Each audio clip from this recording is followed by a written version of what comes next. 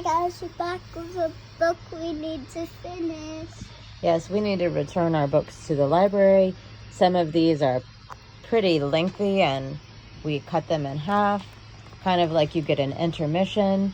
But let's get back to this great book about brave, strong women. Okay, hold on. Girl power. Harriet Tubman. And if we read this page already, well, this will just be a refresher. She was born in 1822 and she died in 1913. She said, "Be strong and courageous." Harriet Tubman was born into slavery in Dorchester County, Maryland, and had a very hard life. But her faith and her family taught her that she was special, strong, and brave. In 1849, Harriet escaped from slavery, then spent years helping her family and others escape. She wrote a letter to a friend explaining why. "I have heard their groans and sighs and seen their tears, and I would give every drop of blood in my veins to free them." She was a conductor on the Underground Railroad, a network of those who helped bring enslaved people to freedom. She ran toward danger, not away from it. Harriet was so courageous and so certain about what to do that people often called her General Tubman. During the Civil War, Harriet served as a nurse, an armed scout, and a spy. After the war, she turned her efforts to gain suffrage for all women, and was especially interested in the rights of African American women. In 1898, Harriet gave speeches for women's rights in New York City, Boston, and Washington, D.C. She continued to help people throughout her life. Today, designers at the U.S. Mint, which make our money, are considering a new $20 bill bearing her image to honor her bravery and conviction. That would be amazing. Jovita Idar. I'm not sure if that J is supposed to be silent, so maybe it's Ovita. Fight for fairness. Ovita Idar was born in Laredo, Texas. Her father published a Spanish-language newspaper. Like him, Jovita loved to read and write, and to speak out. She became a teacher, a civil rights activist, a journalist, and just like her dad, a newspaper publisher. She focused on the violence against and mistreatment of Mexican Americans and the importance of women's rights, including the right to vote. In her first teaching job, Jovita found herself without books, pencils, or paper for the children. Many had no food, and sometimes the schools had no heat in the winter. Jovita vowed to change that, and she did. In 1911, she helped found and become the first president of the League of Mexican Women, which focused on education and women's rights. She later started a free kindergarten, which provided school supplies, food, and clothing for the children. Jovita believed education was vital. Educate a woman, and you educate a family. And this is Alice Paul.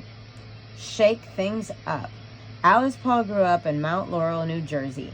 Later, she was a student in England, where she saw women fighting for their right to vote by using tactics that were shocking by the early 1900s. Protesting with signs, marching with banners, and even breaking windows.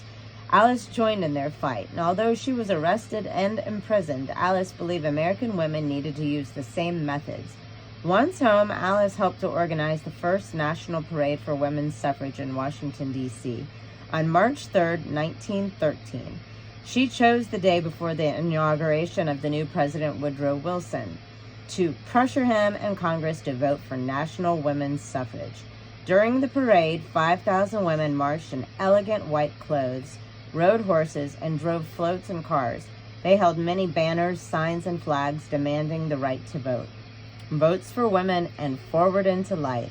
Many onlookers pushed and shouted at them, but the world paid attention. It was a new kind of fight, a fight that they would soon win. Inez Milholland. One young woman, your voice matters. One young woman who stood out on the day of 1913 parade was Inez Milholland, a lawyer and a workers' rights activist who led the procession on horseback. When she heard some organizers didn't want African American women to march, she insisted that black students from Howard University be included in the education section. Inez rode a white horse named Gray Dawn. She wore a crown with a star, which she called the Star of Hope, and even carried a trumpet to herald a new day. The image of her riding at the front of an army of women inspired many people. Sadly, Inez died a few years later, still battling for women's rights to vote. Her final public words were, "Mr. President, how long must women wait for liberty?" This question became the rallying cry for the women. Inez proved that her voice truly mattered in life and in death. Ida B. Wells, tell your story. Orphaned at 16 in Holly Springs, Mississippi, Ida B. Wells fought for her place in the world her whole life. When she was only sitting in the ladies' coach, When she was only 22 years old, a train conductor told Ida to give up her seat because she was sitting in the ladies' coach, which he said was only for white women. Ida had a first-class ticket, so she refused to move. 3 men dragged her out. As soon as she got home to Memphis, she sued the railroad. Even though she didn't ultimately win her court fight, her bravery inspired later activists. Ida became a respected journalist who wrote about her experiences and the violence and injustice faced by African Americans throughout the country. She believed that the people must know before they can act, and there is no educator to compare with the press.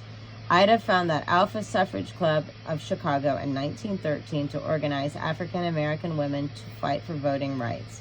During the 1913 parade in Washington, D.C., she ignored racist objections and marched with the other white Illinois delegation on behalf of the Alpha Suffrage Club. To encourage others, she wrote, "The way to right wrongs is to turn the light of truth upon them." Lucy Burns, persistence is powerful. Like her good friend Alice Paul, Lucy Burns learned from the suffrage campaign in London that fighting for change requires boldness and persistence. After the 1913 parade success, she and Alice decided on a new tactic to bring attention to their cause. 4 years later, they began a silent vigil outside the White House. Protesters carried banners in purple, gold, and white, as well as signs with messages. Some bore Inez Milholland's final words. These women were known as the Silent Sentinels. They stood outside the White House holding signs for 5 months before police began arresting them. Even then, they did not stop. In an article in the paper she and Alice published, Lucy urged the Sentinels to stay strong and called them an unconquerable army. Sometimes the women were jailed for months, including Lucy, who was arrested several times and spent the most time in jail, all because they dared to protest. Mary Church Terrell, stand together. Mary Church Terrell was a teacher and served on Washington, D.C.'s Board of Education, the first African-American woman to hold such a position. Her fight for suffrage inspired many because, like Sojourner Truth, she challenged the unique discrimination against Black women and insisted they be included in the national women's suffrage movement. In 1896, Mary helped found and lead the National Association of Colored Women. She spoke around the country and around the world, praising their valiant service of Black women who knock at the bar of justice and ask for an equal chance. Mary knew it wasn't fair that some white women wanted to exclude women of color from the suffrage movement. She advised the Howard University students of Delta Sigma Theta, a sorority of Black women dedicated to public service, and organized them to march in the 1913 parade. Despite a segregated society and having to fight to be included, the Howard University sorority sisters proudly marched together in the education section. In the final push for national women's suffrage, Mary and her daughter Phyllis protested outside the White House as silent sentinels. Mary continued to fight against discrimination, knowing that not until all women reached their full potential could America reach its.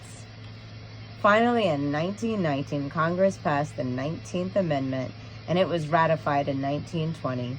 It guaranteed women the right to vote. More than 70 years after Elizabeth Cady Stanton helped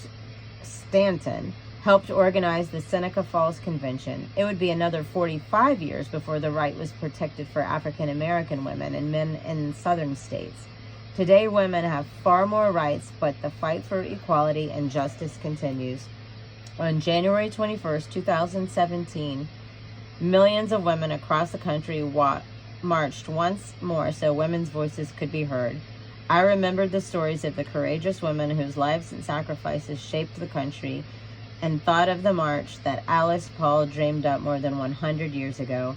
I stood in front of the crowd of women gathered in Washington, D.C., wearing bright pink hats and called out, "We want to be counted. We want to be heard. We are going to fight for what we believe in, and we are not turning back." Now it's your turn. You are the suffragists of our time. What would you change if you could? Stand up, speak out, and fight for what you believe in. Be bold and be brave. The future is yours to make. Change the world. Vote. Vote. We hope you enjoyed this. I think this was amazing. Bold and Brave, 10 Heroes Who Won Women the Right to Vote. Written by Kirsten Gillibrand and art by Myra Kalman. Like and subscribe. And have a great night.